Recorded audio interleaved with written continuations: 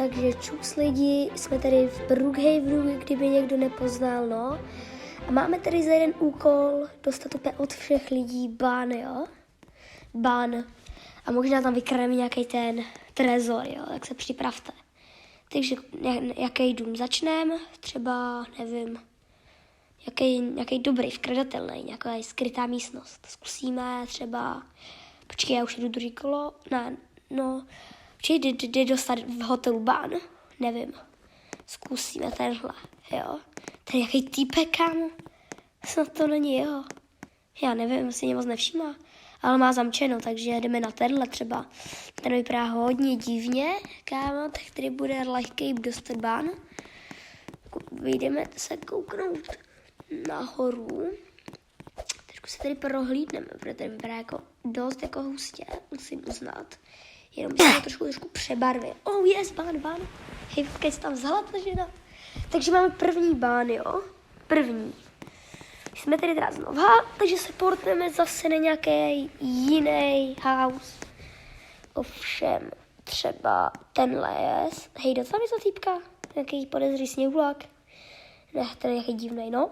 Ovšem, ale teda jdeme tady do tohohle baráku, má otevřeno. Snad to není tam těch dvou týpků, no. Tak tady bude taky lehký ban, když má otevřeno.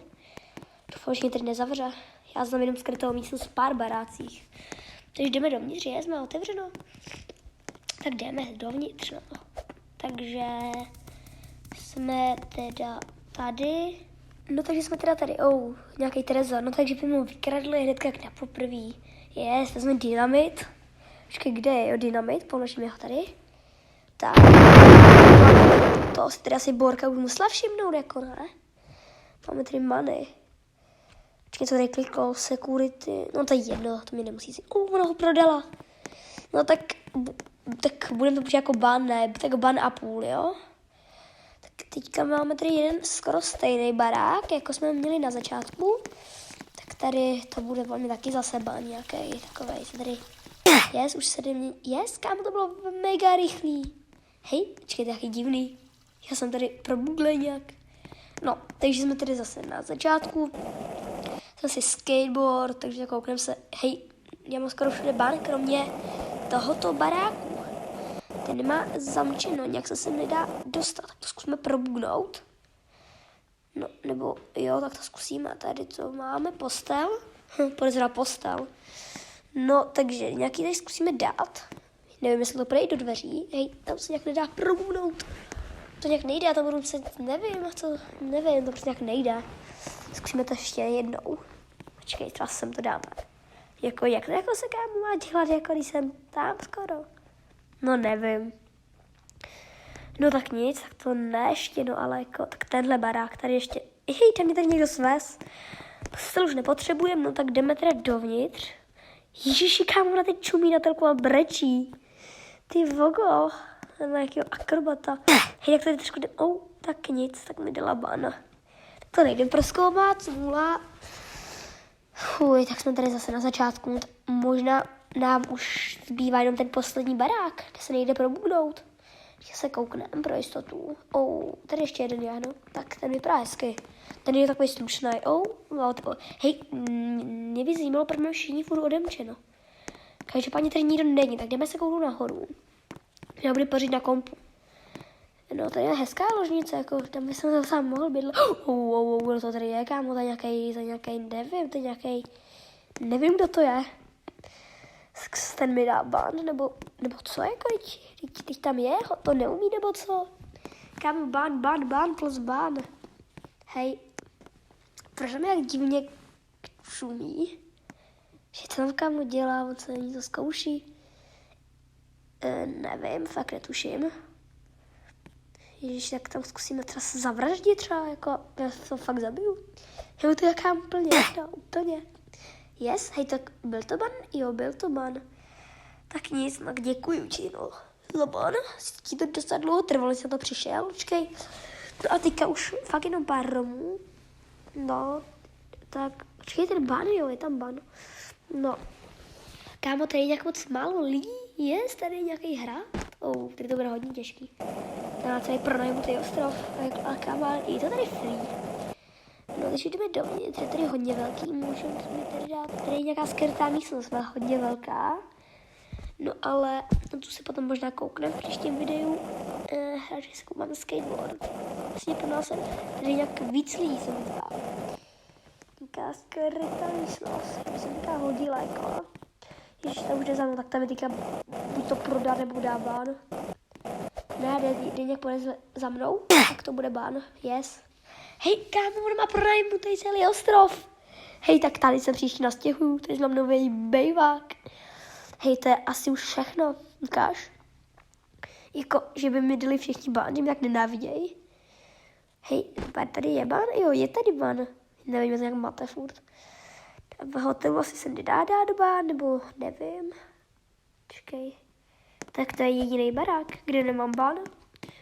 Počkej, hej kámo, on si otevřel, ne, nechci to ty postele. Jsem otevřela, která se tady koukám do té skrytý místnosti. Počkej, tady někdo bolně je, tam se svítí. Tak jdeme teda sem. Oh shit, on tady je. Fakt jako, hej, tak já jdu rychle do skrytý místnosti. Yes, jsem se tady proskočil. Yes, tady vidím ten zabanovaný barák ještě. Nesmím spadnout, protože tady když jdete, tak tam je konec mapy. Jako, já se možná zmenším, ale asi ne, ten blbost. Počkej, zkusíme se tam nějak probudnout kamerou, ale tam ještě něco dělá, ale tak to kámo nejde. No, nějak to prostě nejde, nevím, co to je. Já furt nějak koukám do sebe. No nic, no takže se tam teda jdeme to občíhnout. Jestli tady najdu, kde se to proskakuje. Ne, nejsem tam, jo, tady. Tady ten safe, hezky jsem tady. On tady furt je, on tady dělá nějaký balet nebo co, ne? On tady zkouší nějakou pózu. Hej, čekaj, co má za logo? No, ne, už nic. Aby to páří nějakou hru. Tak co řekl na to, že mi tady odpálím dynamit? Tak mi dal ban nebo co? Proč jsem zase tady? Ban? No tak ban. Hej, tak asi mám všechno zabanovaný, jako tak vidíte. No, skoro všechno. Mohl bych si postavit nějaký svůj barák a tam někomu dát jako ban by šlo, no ale... Nevím, jestli tam přijdu, že mám teďka všechno zabanovaný. Jako je takový divný Brookhaven, že dostanu ban z celého Robloxu. A tady postavím něco svého, ne, ale tady není žádný barák, tady to je blbý. Třeba tady naproti, 20. Stejíme si tady nějaký ze skrytou místností, aby jsem tam mohl schovávat. Jo, tady v Jungles Mama Houseu je tady jedna skrytá místnost. Jestli o ní už víte, tak mi to napište do komentářů, protože je fakt drsná, si je možná ještě ukážem. Tak já vám je asi ukážu, že mi tady nikdo asi nechce jít. Takže si zavřem okna radši, no. Jdeme tady do knihovny, takový divný. A tady jsou knihy, všechno easy peasy, no. A tady, jestli vidíte, se tady ty výčíjaz na telefonu, je tady tajný tlačítko, to zmáčkne, projdeme sem. Potom, když tam zmáčknete takový to madlo, tak se nám to otevřeno.